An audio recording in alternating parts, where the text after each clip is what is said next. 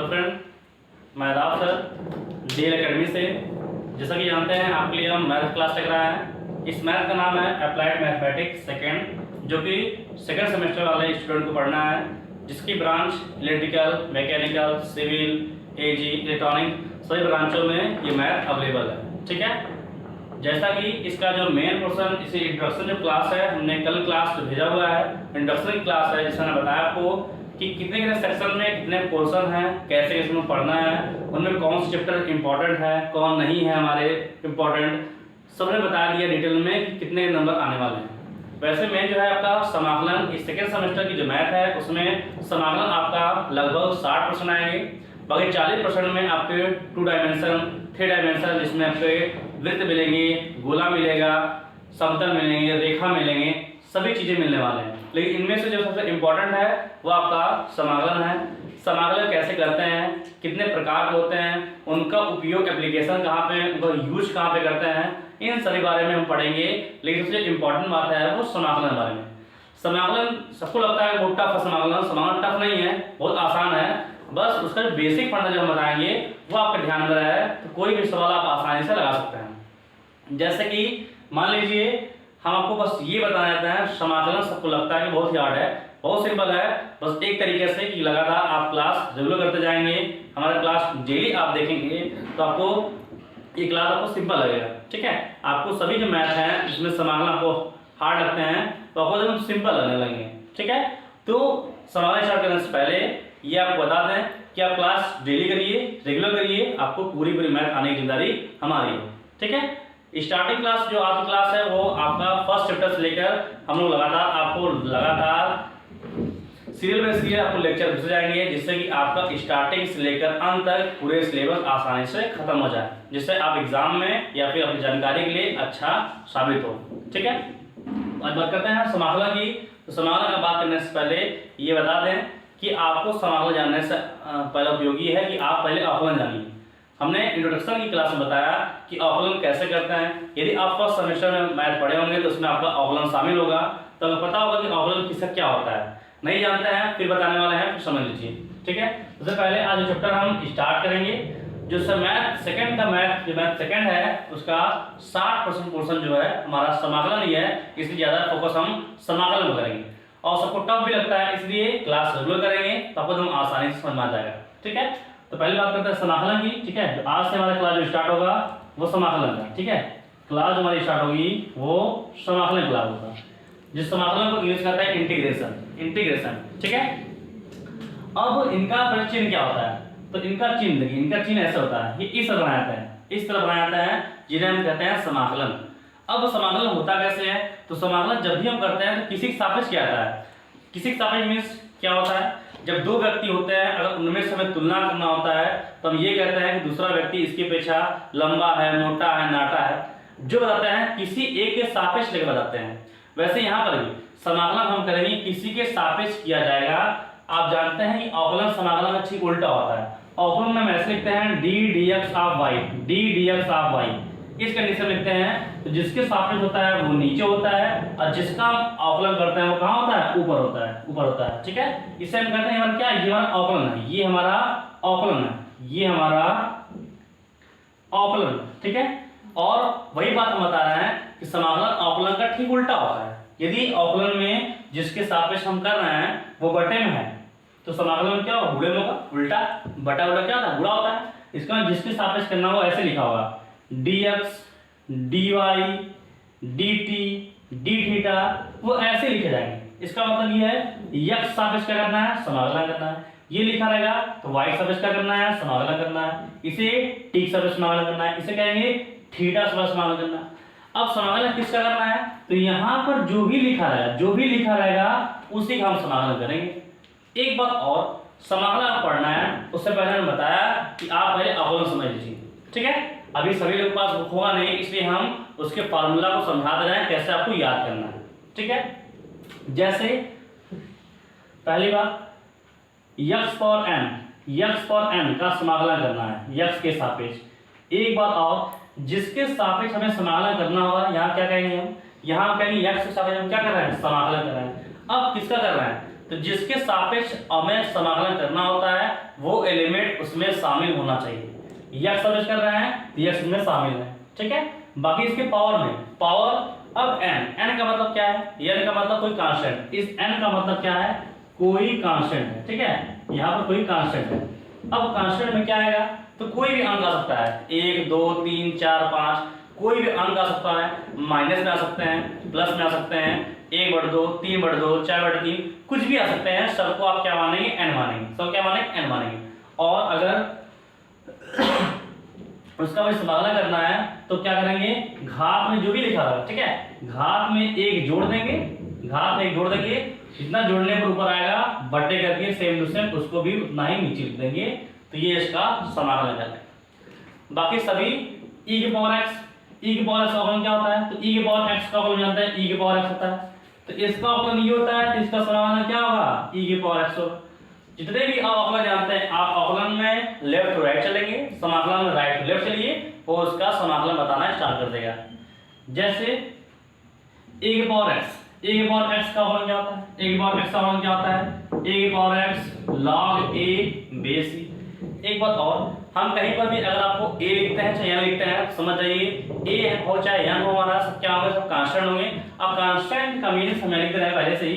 Constant का मतलब कोई भी इंटीजर, पूर्णांक, ठीक है, कोई भी इंटीजर हो सकता है, इंटीजर पूर्णांक, 1 से लेकर कोई भी अंक हो सकता है, माइनस में -1/2 -3/2, प्लस में कुछ भी हो सकता है, ठीक है, माइनस प्लस कुछ भी हो सकता है, सबको हम क्या मानेंगे, कांस्टेंट। कांस्टेंट में हमारा जितने भी फार्मूला हम लिखेंगे सब में अगर कहीं पर भी n या a आएगा समझ जाएगा वहां क्या है, कांस्टेंट है। तो a के पावर x क्या होता है, इतना होता है, ये पूरा हमारा अवकलन होता है। अगर हमें इसका अवकलन निकालना है, जितने भी फार्मूला पता है इस पूरे का समाकलन, a के power x log a base c का समाकलन क्या होगा, a के पावर x, पूरा समाकलन a के पावर x, इसका अवकलन ये, तो इसका समाकलन ये, क्योंकि हम उल्टा होता है ना, हम अवकलन में लेफ्ट टू राइट चलेंगे और समाकलन में क्या, राइट टू लेफ्ट चलेंगे, मतलब इस साइड का समाकलन बताएंगे तो ये वाला है। अगर हमारे कभी आपसे पहले पूछ दिया कि a की पावर x का समाकलन क्या होता है, तो आप जितने भी अवकलन के फार्मूला जानते हैं, अगर उस फार्मूला में अवकलन करने पर कहीं पर भी माइनस या कांस्टेंट आ रहा है तो अब सेकंड साइड जब समाकलन करना हो तो माइनस या फिर कांस्टेंट को आप इस साइड भेज देंगे, सेकंड साइड भेज दीजिए, जो बचेगा वही उसका समाकलन करना है। जैसे अगर आपसे कहते हैं कि आपको a के पावर x का समाकलन करना है, तो a के पावर समाकलन करना है तो इसमें क्या x है, क्या इसमें x है, नहीं है, ये हमारे क्या माने जाएंगे, ये सभी हमारे माने जाएंगे कांस्टेंट, तो कांस्टेंट को इधर कर देंगे, ठीक है। इसका मतलब कह सकते हैं कि a के पावर x समाकलन क्या होगा, ये बटे जाएगा, ठीक है, ये बटे जाएगा, तो क्या हो जाएगा, a के पावर x बटे log a बेस c हमारा, ठीक है। आगे चलते हैं, बस आपको अवकलन पता है, अवकलन आपको याद है तो समाकलन आसानी से आप कर लेंगे। जैसे अगर देते हैं log x बेस c, इसका अवकलन क्या होता है, इसका अवकलन होता है 1/x, इसका अवकलन क्या होता है 1/x, तो इसका अवकलन ये, तो इसका समाकलन क्या होगा log x बेस c, मतलब कहीं पर भी 1/x लिखा जाएगा तो 1/x का समाकलन क्या रहेगा, log x बेस हमारा e। आगे sin x, sin x का अवकलन क्या होता है, तो sin x का अवकलन होता है cos x, क्या होता है cos x, तो इसका अवकलन ये हुआ, तो इसका समाकलन करेंगे तो क्या मिलेगा, हमें ये मिलेगा, ठीक है। उल्टा कर देंगे, इसका अवकलन करेंगे तो ये मिलेगा, तो इसका समाकलन करने पर हमें ये मिलता जाएगा, सबको उल्टा करते जाएंगे तो हमें उसका समाकलन मिलता जाएगा। cos x क्या होता है, cos x का क्या होता है माइनस sin x, ये इसका अवकलन होता है, इसका अवकलन ये होता है। तो अगर हम उसको दें sin x का समाकलन क्या होता है, तो sin x समाकलन क्या होगा cos x, इस माइनस को भी धर लेंगे, तो sin x समाकलन क्या होगा माइनस cos x, है ना। अब अवकलन इधर से करिए, समाकलन में उधर करिए तो आपको ये वाला मिलता जाएगा। tan x का अवकलन क्या होता है, तो tan x का अवकलन होता है sec स्क्वायर x, क्या होता है sec square x, tan x का अवकलन क्या होता है sec स्क्वायर, तो sec स्क्वायर x का समाकलन क्या होगा tan x है, ठीक है। cot x का अवकलन, cot क्या होता है minus cosec square x, minus क्या होता है cosec स्क्वायर, तो cosec स्क्वायर x का समाकलन क्या होगा cot x, और इस माइनस को भी क्या कर देंगे, धर लेंगे, ठीक है। sec x का अवकलन क्या होता है, तो sec x का अवकलन होता है sec x इनटू क्या होता है tan x, ये इसका अवकलन होता है। तो इस पूरे का समाकलन क्या होगा, इस पूरे का समाकलन क्या लगा sec x लगा, ठीक है। cosec x, cosec x का अवकलन क्या होता है, तो होता है माइनस cosec x इनटू क्या होता है cot x, इसका अवकलन पूरा ये होता है, तो इस पूरे का समाकलन करना होगा तो क्या होगा, कोसेक ए माइनस बी का इधर आ जाएगा, माइनस कोसेक इसका समाकलन हो जाएगा। तो इस तरह से अगर मुझे अवकलन पता है तो सबको बारी बारी से क्या करते हैं, पलटते जाएंगे और हमें मिलता जाएगा, बारी बारी से करते जाएंगे, पलटते जाएंगे तो हमें सेकंड वाले साइड का समाकलन मिलता जाएगा। एक बात और समझना, जैसे अवकलन करते थे, अवकलन करने का तरीका जैसे था वैसे समाकलन करने में तरीके शामिल करेंगे, बस इसके थोड़ा फार्मूला चेंज होंगे। जैसे उसका सिंबल ऐसे होता है, इसका सिंबल ऐसे होगा, इसमें भी सापेक्ष होगा, इसमें भी सापेक्ष होगा। बस इसमें क्या है, हम लेफ्ट राइट चलते हैं तो अवकलन मिलता है, राइट लेफ्ट चलेंगे तो क्या मिलेगा, समाकलन मिलेगा। ये हमें समझना बात हो, ठीक है। बाकी उसके जो रूल हैं कि अगर कांस्टेंट के साथ लगा हो तब अवकलन कैसे करते हैं, सेम कंडीशन यहाँ भी करना है। एक बात और समझना आपको है, कोई भी सवाल होगा समाकलन जब कर लेंगे तो लास्ट में हमेशा एक कांस्टेंट प्लस सी, सवाल पूरा होने के बाद आप हमेशा एक कांस्टेंट प्लस सी अपने मन से जोड़ देंगे, तब हो जाकर आपका सवाल पूरा माना जाएगा, ठीक है। तो मेन जो समझना है समाकलन का बेसिक, ये आपको समझना है बेसिक उसको कैसे लगाया जाए, बेसिक समझना बहुत जरूरी है। तो इस फॉर्मूले को अभी अगर किताब ना हो तो आप इसे उतार लीजिएगा, ठीक है। बाकी हम आगे बता रहे आपको, ठीक है, इसको उतार लीजिएगा, बाकी हम आगे बता रहे लगातार।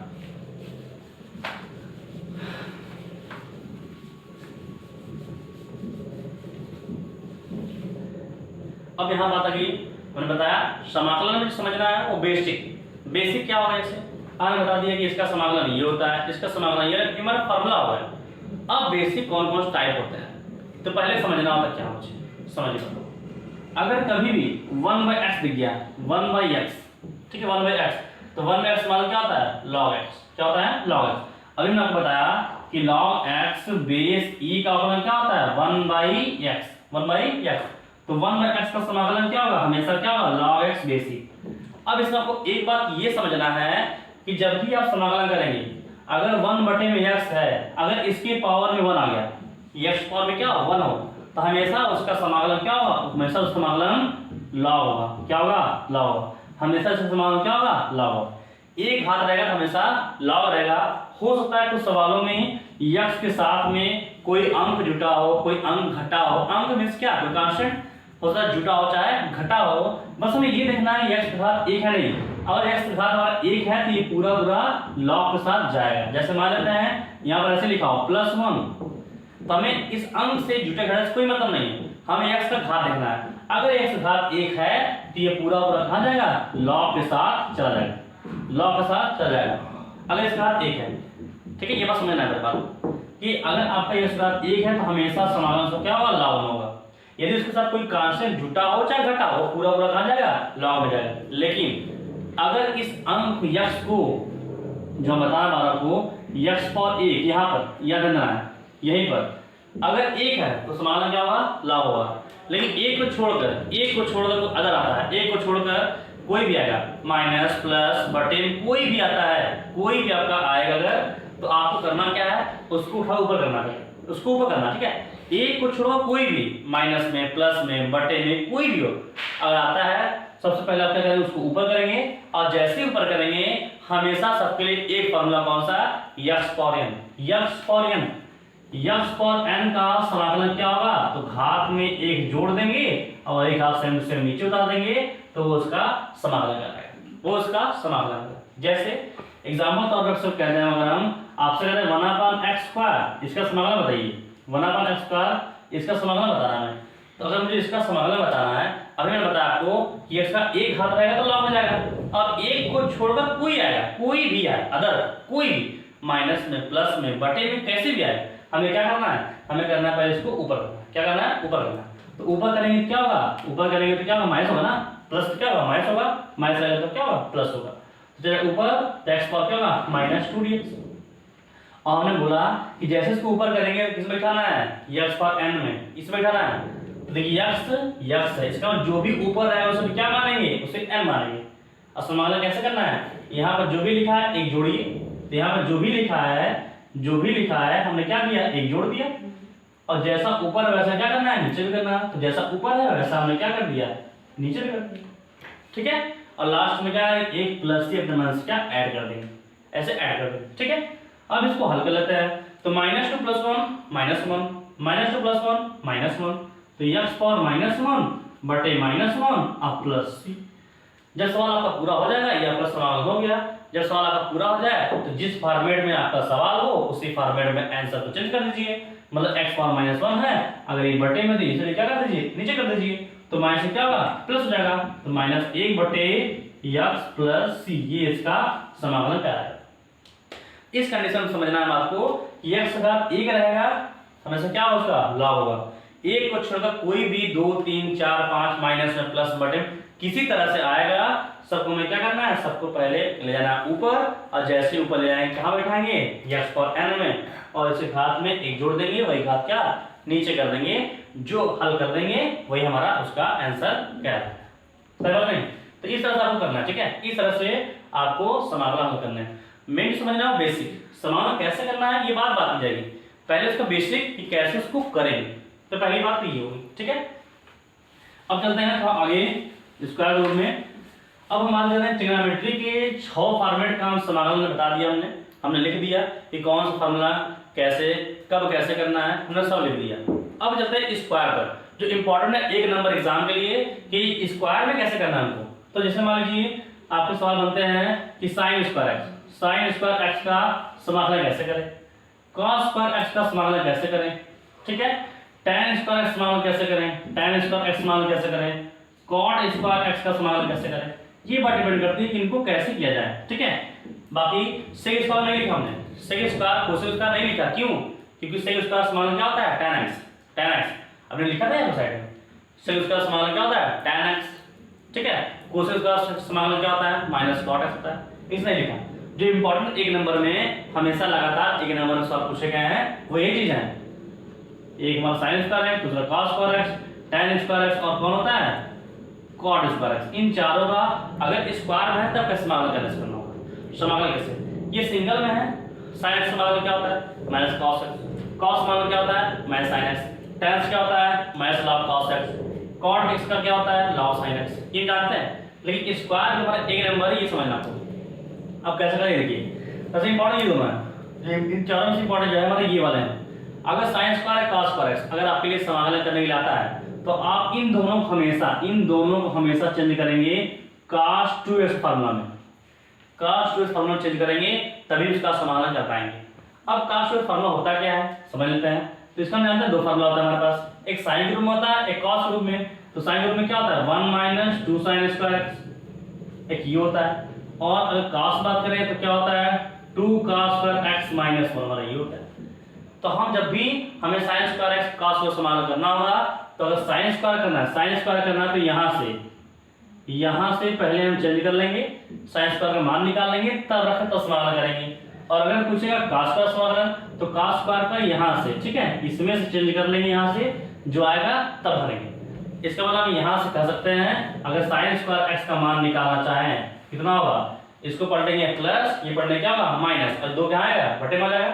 तो मतलब कह सकते हैं हम कि 1 - cos 2x बटे 2, ये रखना होगा, ठीक है। अब cos स्क्वायर से तो मान निकाला तो इसको पलटेंगे क्या होगा प्लस, तो 1 प्लस हो गया और ये क्या आएगा बटे में। इसका मतलब cos स्क्वायर x बराबर क्या करना होगा, वहां रखना होगा 1 + cos 2x बटे 2, ये मैं रखना। इसका मतलब अगर मुझे बोल देगा sin स्क्वायर x समाकलन करिए तो उसने ये रखना होगा, कह देगा cos स्क्वायर समाकलन करिए तो उसे ये रखकर तब समाकलन हल करेंगे। जैसे ये एक बार समझ लेगा, ये बहुत इंपॉर्टेंट है, इसलिए आपसे याद रखना कैसे करना है। हमें दिखा दे रहा है, इसमें कोई भी दिखा दे रहा है कि दोनों में अंतर क्या है, एक माइनस होगा क्या होगा प्लस होगा, ठीक है। तो sin स्क्वायर x का हम दिखा दे रहे हैं समाकलन कैसे करते हैं। तो sin स्क्वायर x का समाकलन, एक बात और यहाँ पर सापेक्ष लिखना जरूरी है कि किसके सापेक्ष हम समाकलन कर रहे हैं। तो sin स्क्वायर हो गया, अब हम साइंस का यहाँ क्या रखना होगा, हमें ये रखना होगा। तो क्या होगा 1 - cos 2x बटे 2dx, ठीक है, ये होगा। हमने भी बोला आपको कि समाकलन होता है अवकलन सेम तरीके से किया जाएगा। अब कैसे करते हैं ये बात डिपेंड करती है कि कैसे हम करते हैं। तो मान लीजिए 2x लिखा है, कहीं पर भी अंक लिखा है और अंक में x लगा है, तो हम अवकलन कैसे करते हैं। जैसे मान लीजिए यहाँ समझिए 2x है, मुझे करना है इसका अवकलन, तो क्या करते हैं हम दो अंक को हमेशा बाहर करते हैं, हमेशा अंक को बाहर करते हैं, बस x वाले एलिमेंट क्या करते हैं अवकलन करते हैं। तो x का अवकलन क्या होता है 1, x का अवकलन क्या होता है 1। उसी सेम तरीके से यहाँ भी 2 हमारा क्या है बटे 2 है, या क्या क्या है कांस्टेंट है, तो कहाँ से कहाँ जाएगा, बाहर जाएगा, कहाँ से कहाँ जाएगा, बाहर जाएगा। तो 1/2 बार क्या हो गया, बाहर हो गया समाकलन। अब बचा क्या, तो 1 माइनस क्या बचा, cos 2x dx बच गया। अब 1/2 बाहर है, इसे बाहर कर दीजिए, इससे कोई मतलब नहीं मालूम, ठीक है। जो सब एलिमेंट उनका ही मुझे समाकलन करना है। अब 1 का समाकलन क्या होगा, 1 का समाकलन, तो बताइए x का अवकलन क्या होता है, x का अवकलन करेंगे तो 1 मिलेगा, तो 1 का समाकलन करेंगे तो क्या मिलेगा, x मिलेगा ना, x मिलेगा, है कि नहीं। हम बता ही नहीं पा रहा कि आपको अवकलन समाकलन से उल्टा होता है, अगर x का अवकलन 1 तो 1 का समाकलन x होगा, ठीक है। तो यहाँ पर 1 का समाकलन क्या होगा, x माइनस, अब यहाँ पर आएगा cos 2x। अभी मैंने बताया आपको कि cos x का समाकलन क्या होता है, sin x। समाकलन का एक तरीका ये है कि जहां जहां पर एलिमेंट फार्मूला में x आता है, जहां जहां पर भी x आता है, अगर x को छोड़कर वहां पर कोई अंक सटा है, उसके साथ कोई अंक सटा है, उसके सटा है, तो आप उसको जैसे समाकलन करते हैं वैसे पहले कर लीजिए, फिर जो अंक x के साथ सटा होगा उस अंक को बटन कर दीजिए, वो उसका समाकलन बताना स्टार्ट कर देगा। जैसे हम जानते हैं cos 2 x साथ में 2 सटा हुआ है, तो इससे पहले क्या मान x मान लीजिए, क्या मान लीजिए, ये हमारा x है, तो cos x का होता क्या है, sin x, क्या होता है, sin x हो गया। बस ये ध्यान रखना x के साथ जो एलिमेंट सटा है वो कहाँ होगा, बटे में, तो ये कितना 2 क्या जाएगा, बटे में, ठीक है। इसका भी समाकलन में कर दिया, इसका भी कर दिया, और लास्ट में क्या करना है, प्लस सी जोड़ देना। इस तरह से आपका सवाल पूरा हो जाएगा, ठीक है। तो चाहे साइंस पर होगा तो आपको ये रख के समाकलन करना है, और cos पर रहेगा तो यहाँ क्या ये रखना, तो यहाँ क्या होगा, प्लस और प्लस, भाई को बता नहीं, ठीक है। तो इसको उतार लीजिएगा, ठीक है, इसको मिटाते रहे, आप इसको उतार लीजिए। तो दोनों तरीका बता दिया, बहुत इंपॉर्टेंट है दोनों तरीका, साइंस का cos का समाकलन कैसे करते हैं, उनका तरीका ये है। जब तक इनको चेंज नहीं करेंगे, स्क्वायर चारों में से स्क्वायर में से अगर करना है, जब तक ये चेंज नहीं होंगे तब तक इनका समाकलन नहीं किया जा सकता है। तो इनको ध्यान रखना कैसे चेंज करेंगे, इस तरह चेंज करेंगे तब रखेंगे, ठीक है। अब आते हैं इन दोनों पर, इन दोनों करते हैं कैसे इन पर किया जाएगा, इन दोनों करते हैं कि इनको हम कैसे हल करेंगे, ठीक है। देखिए इस पर कैसे हल करते हैं। अब tan स्क्वायर cot स्क्वायर, इसका समाकलन कैसे करना होता है, ठीक है। तो देखिए बता रहा हूँ, हम जानते हैं कि 1 + tan square x, 1 + tan square x बराबर क्या होता है, होते हैं sec स्क्वायर x, ठीक है। और 1 + cot स्क्वायर x, cot बराबर क्या होते हैं, होते हैं बराबर हमारा क्या, cosec स्क्वायर x, ये हमारे होता है, ठीक है। तो इन दोनों को चेंज करना होगा, तो इनको भी क्या करेंगे, चेंज करके तभी हम इनका समाकलन कर पाएंगे। तो हम दोनों दिखा दे रहे हैं, ठीक है। तो पहला tan स्क्वायर x का समाकलन किसके सापेक्ष करेंगे, या तो x सापेक्ष, या तो t के सापेक्ष, या थीटा सापेक्ष, या y सापेक्ष। तो जिसके सापेक्ष करना होता है वो उसमें शामिल होता है, तो यहाँ कौन शामिल है, x ना, तो x के सापेक्ष करेंगे, ठीक है। स्क्वायर वाला कोई भी होगा, आपको बिना चेंज किए आप समाकलन नहीं कर पाएंगे, बराबर, ठीक है। अब देखिए कैसे करते हैं। तो tan स्क्वायर क्या करेंगे, तो tan स्क्वायर जो फॉर्मूला लगेगा तो उसको यहाँ चेंज करेंगे, कौन सा, 1 + tan स्क्वायर बराबर क्या होता है, sec स्क्वायर x, ठीक है।